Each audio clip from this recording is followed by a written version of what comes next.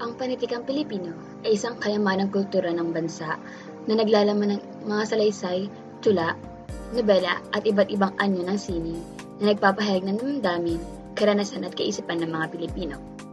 Pinapakita ng panitikang ito ang pag-usbong ng makabayan at makabagot malayang kaisipan ng mga mayayamang Pilipino.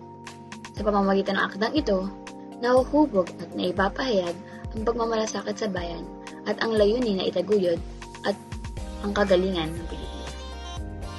Ang panitikang Pilipino ay isang halimbawa ng kayamanan ng kulturang bansa na naging daan para sa pagpapahayag ng makabayan at makabagot malayang kaisipan. Isa itong paraan upang maipakita ang pagkakakilanlan at pagkakaugnay ng mga Pilipino sa kanilang kasaysayan, kultura at lipunan.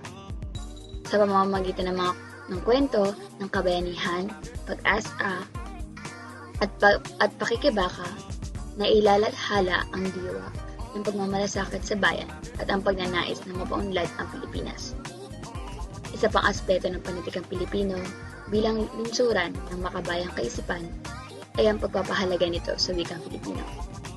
Ang wika ay hindi lamang isang paraan ng komunikasyon, kundi isang tuntunin ng pagkakailanlan ng isang bansa. Sa bawat aktang isinusulat ng wikang Pilipino, lumalalim ang pag-unawa ng mga mayayaman sa kanilang pagka-Pilipino. At naging daan ito upang magpalaganap ng mga ideya at kaisipang makakatulong sa pag-usbong ng bayan. Sa pag-aalala sa kahulugan at kasaysayan ng panitikang Pilipino, hindi makakaikaila ang malalim na ugnayan nito sa pagpapalaganap ng makabayan at makabagot malayang kaisipan.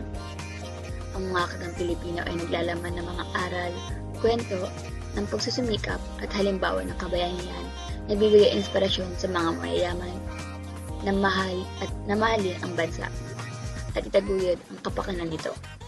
Sa pamamagitan ng pagpapahalaga sa sariling wika at kultura, nabubuhay ang diwa ng pagiging Pilipino at pag-aasa na makamit ang tunay na kalayaan at kaunlaran ng Pilipinas.